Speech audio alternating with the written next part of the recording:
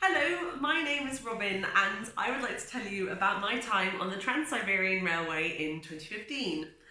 Now, I've tried to record this video multiple times and every time it has come out extremely long, and so I am just going to really condense it down into the absolute minimum, and I'm going to say to you that if you want to hear more, you're just going to have to tune in on Monday when I will tell you more about why I did this trip, who I met, the places I saw, the way that I felt, and other such interesting things. And I will also answer your questions about practicalities, which I will no doubt have forgotten to talk about in this introductory video. So I would still like you to come away with at least some practical information. So what I'm going to do is I'm going to talk about 5 misconceptions about the Trans-Siberian and explain why they are misconceptions, and hopefully you will feel enlightened and want to come back for more. So, point number 1, misconception number 1, the Trans-Siberian is just one train journey. In fact, it's 3. The Trans-Siberian was originally, the line ran from Moscow to Vladivostock, so more or less just straight across east to west. And then, some years ago, they built a spur, and it now, when you get to Irkutsk, which is a city just to the west of Lake Baikal, which is about 2/3 of the way across Russia, it splits off and you can go southwest to Ulaanbaatar in Mongolia, and that's the Trans-Mongolian, and then you can keep going from Mongolia, from Ulaanbaatar to Beijing, and that's the Trans-Manchurian. So those are the journeys that you can do.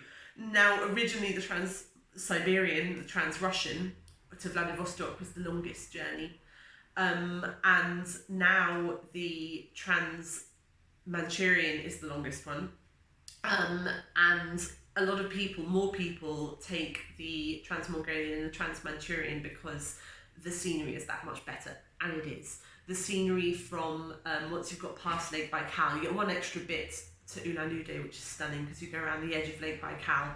But once you've done that bit, once you've got from Ulan-Ude to Vladivostok, it's not that interesting. Whereas going through Mongolia and Inner Mongolia is stunning. But if you have a weird idea in your head that you've always wanted to visit Vladivostok, as I did, then you only have one choice, and that's to take the Trans-Siberian or the Trans-Russian all the way to Vladivostok. And if you continue your travels for 9 months, as I did, then you can go back up through Mongolia and China and you can see these places anyway, but that's another story for another day. Misconception number 2, you need to do it in one go. So a lot of people talk about the Trans-Siberian and they think of it as one long train, as in like a long time as opposed to many carriages. And indeed, you can do it that way. You can get on the train in Moscow and you can get off it in Vladivostok, and if you do that, it will take you 7 days and 6 nights. That is a long time on one train. I think, and I could be, this might be unfair, but I think that the main reason that people do that, main reason tourists do that, is to say that they've done it. I don't really think there's a great deal that you get from it beyond that. You do form a lovely community and camaraderie with the people in your cabin, but you're not exploring the places that you're going through, you're just seeing them through a train window, which is awesome. It's better than seeing it through a plane. That's why I love train travel so much.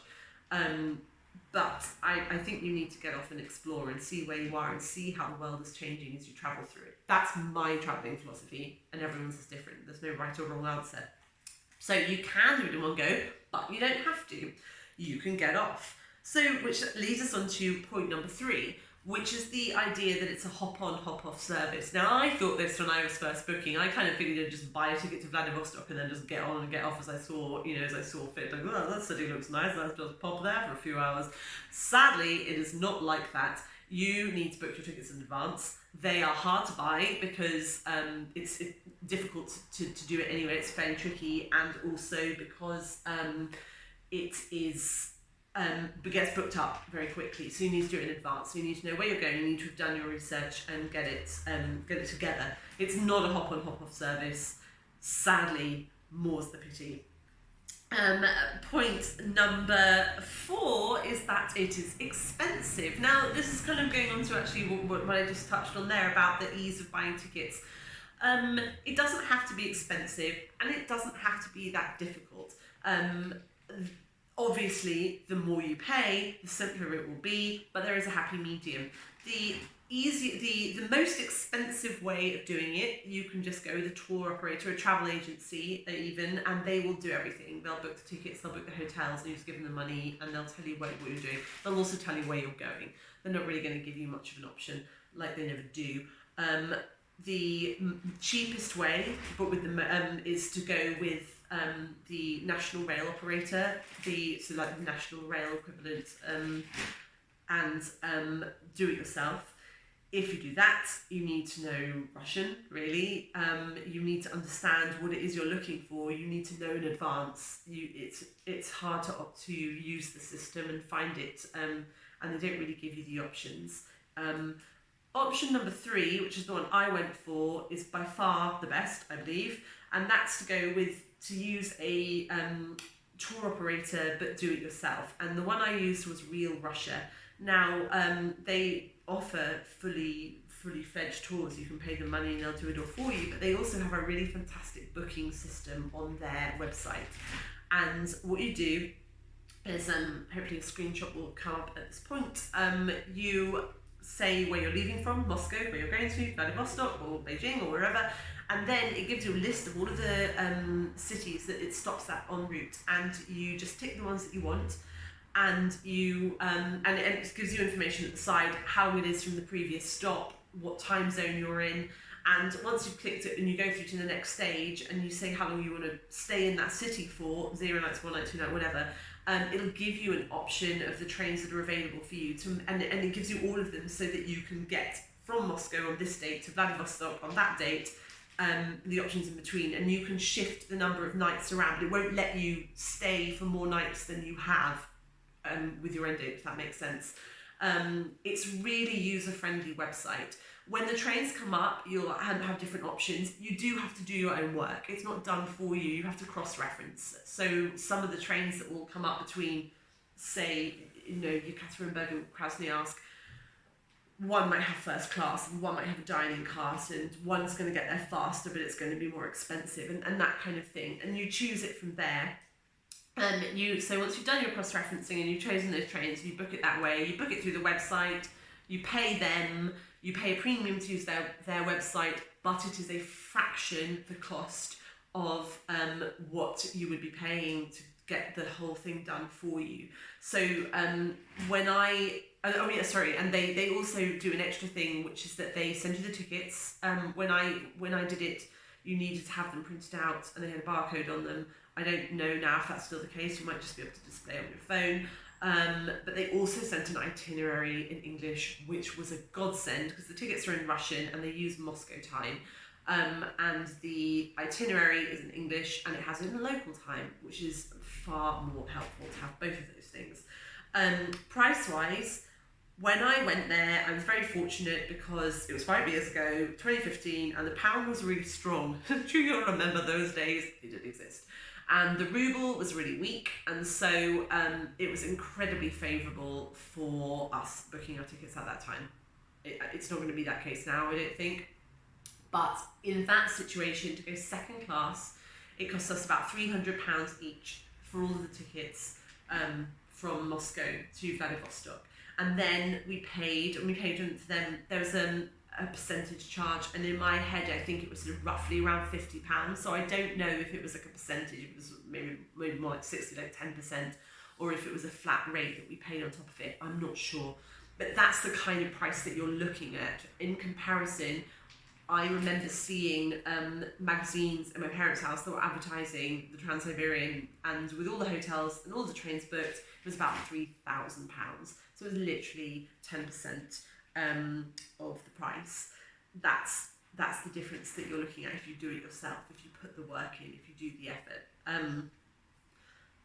You've got the added thing of getting visas, Russian visas and Belarusian visas. That is more complicated. You need to get them. It's the basic thing you need to know. And you need to be in London for the Russian visa if it's the same as it was before, because you need to give your fingerprints. And they only take them at the Russian embassy or the passport office, which is in London. That might have changed. Obviously, you need to check the rules. I can tell you more about that on Monday, but actually, if you don't want to do all the work yourself, Real Russia will do that for you too. And we put our Belarusian visas through Real Russia because I messed up and didn't realise that we needed them. So that's tip number 4.5, whatever that is. You need visas for Belarus. FYI, transit visas is what they do, which what most people get, which what we used, and we got them through Real Russia. And point number 5, misconception number 5, is that when you get to Vladivostock, if that's indeed where you're going, you just need to turn around and come back again. What is the point of going to Vladivostock? It's the ends of the earth, you can't go any further. Now it does feel like the ends of the earth in some ways. When you get to the city itself, it's a big port city, I didn't expect it, and it's actually very European, it's bizarre. You're further east than all of China, the Far East, you're further east than the Far East, and in what we think of as the Far East, you know, and it's a city which is populated by mostly white people, and it's very European architecture. If someone said you were in a small city in Eastern Europe, I wouldn't question it. But no, you're on the far edges of Russia. And if you go further, as I did, to the university, it stands on a bluff, and it really does feel like the end of the world. And most people will probably say, what's the point of going there? You just got to turn around and come back. But wait, you don't have to. If you want to keep going, you can. You can take a boat. You can take a boat to Japan, or you can take a boat to Korea. And that is what I did. I took a ferry to Donghai in Korea, and then I spent 3 weeks travelling around there, which means that I have travelled from London to Seoul, overland, without flying. And it's one of the coolest things I think probably I've ever done. And then we carried on travelling from there and went onwards. So if any of that has piqued your interest and you would like to know more, you would like to know about the people that I met, you would like to know where you could find the world's largest Lenin head, or the time that we were terrified by a man in a carriage with a giant knife, or the I'm trying to think of something else that's incredible. Well, actually, I mean, anything about it. I'm trying to think of another crazy anecdote. Of course, I don't have anything off the top of my head, but it was a fantastic journey. It was brilliant. It was difficult, and it was a wonderful way to start the trip around the world. Vladivostock is a forgotten city, it feels like, when it comes to travelling now. Everyone wants to go to Beijing and Ulaanbaatar. Who wants to go to Vladivostock? I recommend it. And so if you'd like to know more about it, if you'd like to have some advice, if you have any questions, please tune in on Monday and bring your questions with you. I would love to answer them and have a chat about doing the Trans-Siberian Railway. Thank you so much.